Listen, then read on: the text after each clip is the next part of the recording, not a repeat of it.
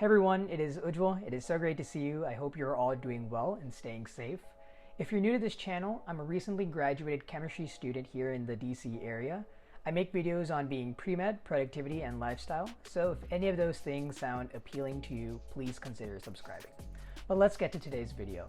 So far, I've made a couple of videos in terms of how to strategize for the MCAT, whether that be in terms of the Chem and Physics section, the CAR section, or the Bio and Biochem section. The one section that I haven't covered as of yet is the Psychology and Sociology section. There's a couple of reasons for that. One, and the most important one, being that I really didn't think it was necessary because the content prep and the practice review for this section is quite self-explanatory. But after second thought, I realized that coming out of the exam, I felt like there were a couple of things that I wish I had known before going into that section, and I'm primarily making this video to share those with you guys today. This video is going to be pretty short, and there will be timestamps down in the description below, so feel free to skip around as always. But without further ado, let's get right to it.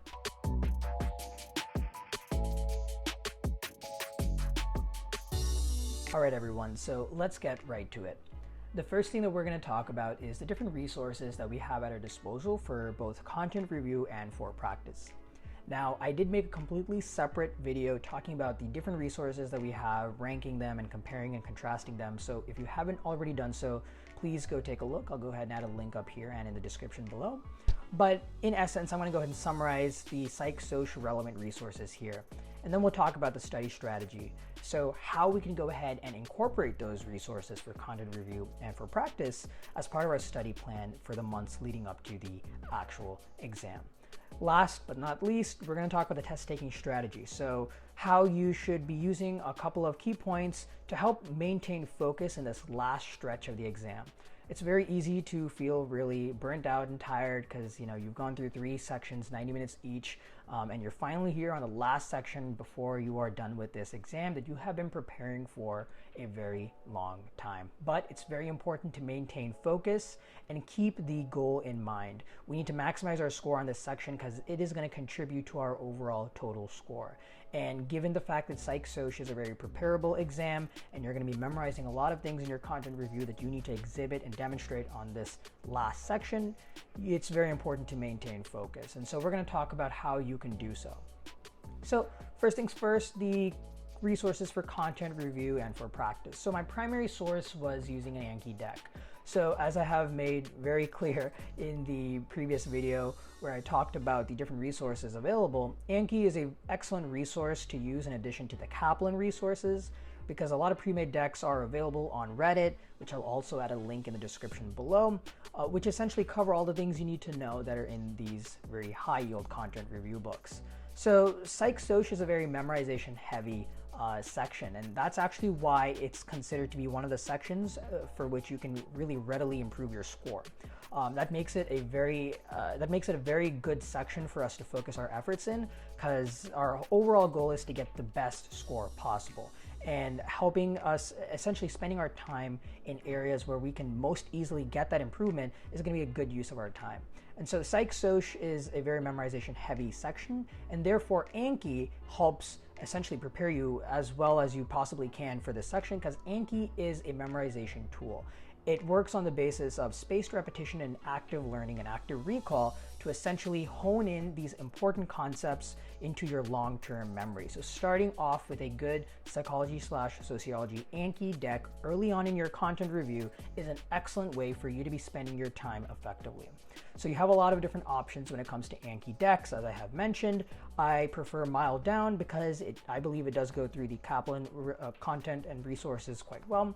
But in addition to that, there's one other excellent resource that I do want to bring your attention to, and that is the Khan Academy 300-page document available on Reddit.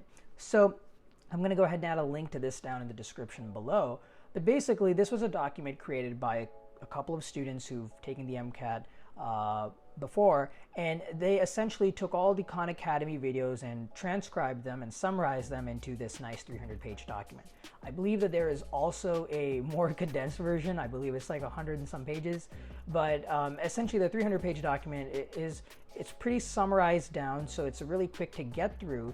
But the only thing is, it's very concise, but at the cost of that ability to be so succinct and concise, it loses context. And so essentially what I mean is, if you were to try to go through this document by itself for your own, like as a sole source of psych-soc content, the problem is, especially if you haven't taken psych or soc before. I know that when I was preparing, it had been a while since I've taken these classes, even though I did. When I looked at some topics that seemed a little unfamiliar to me, or seemed perhaps to have been something that I reviewed a very long time ago, may have slipped from my memory, I did not get all the information I needed, and I was lost looking through this document. Because it essentially is so concise and breaks down everything into the essential facts, if you don't know the details surrounding those facts, it's not going to stick in your mind. And so the best thing to do when you come across a concept like that is to watch the relevant Khan Academy video. But if you do this for all the concepts in this document, if they're mostly unfamiliar to you, you're essentially going to be watching the videos. And as I had talked about in my previous video, Khan Academy is a great comprehensive resource, and it's a good supplemental resource.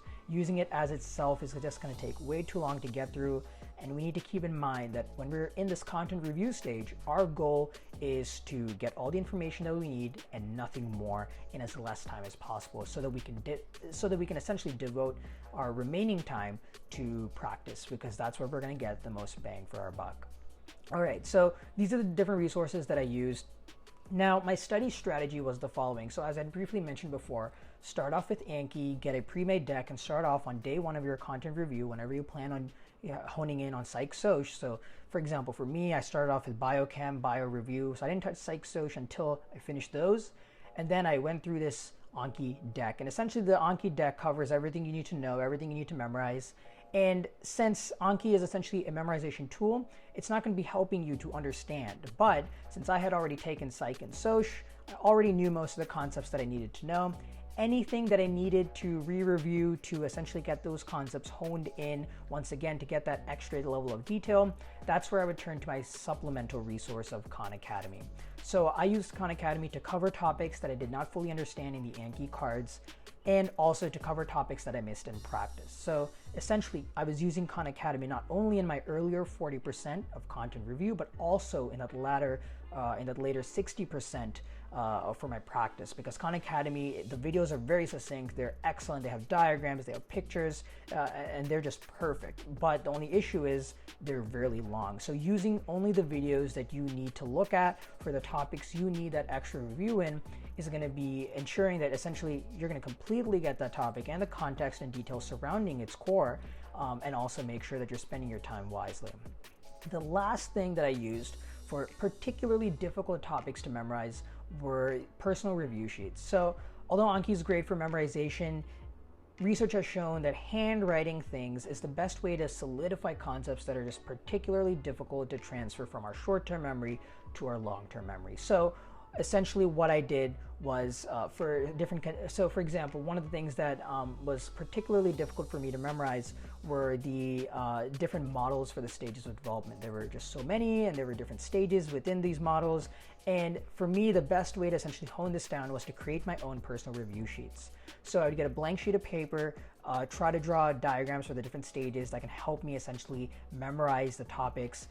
And then in order to kind of re-solidify this information throughout my practice, or even if this was in my content review stage, I would take out a clean sheet of paper and try to reproduce the stages of development for the different models from scratch. And by doing so, I was essentially helping to further maximize this information getting placed into my long-term memory and actually sticking, because I'm the one who wrote it out on this piece of paper. I'm further solidifying this information. And so these are my three tactics, essentially Anki, Khan Academy, and these personal review sheets. And I highly encourage you guys to use Anki for sure in some way or form during your study strategy, and make use of the other resources available that I've mentioned not only in this video, but in my previous video, as you see fit based on your study strategy. All right, so the last thing we're gonna cover is the test taking strategy. So the Psych-Soc section is one section for which the approach is actually pretty simple. Read the passages and answer the questions. It's as straightforward as it gets. There's really no shortcut here. I know for the previous sections, if you go ahead and take a look at my other videos, I give you guys a strategy on how you can uniquely tackle the different passages to effectively maximize your efficiency, accuracy, in the least amount of time possible. But for this section, what you're mostly going to be doing is you will mostly be reading those passages, and you will most likely be going through the questions in chronological format, essentially the standard way that you would probably expect to get through a section. Some additional guidelines that can kind of help out in this time in order to also especially keep yourselves focused during this last section is that if you cover any material in your practice and content review and that does not show up on the exam, so if there is a concept or if there's a topic that shows up that's essentially foreign or unfamiliar to you, you can completely ignore it, and you don't need to sit there trying to think about what that concept is, how it relates. Maybe you didn't study it, because the AAMC test makers are notorious for essentially including concepts that you don't need to know to kind of throw you off. I came across this very early on in both my practice exams and also the actual exam, but since I had recognized that they do this in the practice exams and noticed that those answers were never the right option, I was able to steer clear from those. And it's very important for you to keep that in mind as well. So long story short, if something shows up on that section as an answer choice that doesn't look familiar to you, and you have done all your content review and you're confident that you know what you need to know, you can ignore that. It is not going to be the right answer. Even if it looks really compelling, it's just not going to be the right answer. They're just trying to throw you off. And then the last thing is a lot of the questions are going to be asking really simple things. So yes, there will be a passage associated with a group of questions, but what you may notice is for some of these passages, a lot of the questions could just be answered by themselves without even looking at the passage. So although reading the passage is important to understand what concepts the questions will be asking, you may not need to delve into too many details or focus on the nitty-gritty details of whatever study that they're referencing or whatever topic they're discussing, because for the most part, the questions are going to be quite generic and they're going to be quite essentially broad in the sense that they won't necessarily ask about fine nitty-gritty details. So just looking at the passage, quickly going through it, not focusing on the details, quickly going through it, maybe even skimming it to get a good idea of what topics the questions will be dealing with is probably a good way to help save a little bit of time, especially when you have probably been burnt out from going through all those other long sections. And so that was just one piece of advice that I found particularly helpful, especially that, getting into that section, I felt kind of tired. I felt really exhausted. I was just looking at the clock, waiting for the section to end. But it's really important for us to essentially give it our all, even in this last section, because as I said before, this section is going to play a role in your overall score. And frankly speaking, this is one of those sections for which there's not really too much outside of the box type of thinking required. It's just a lot of regurgitation and repetition. So the fact that you went through your content review just means that you know everything you need to know.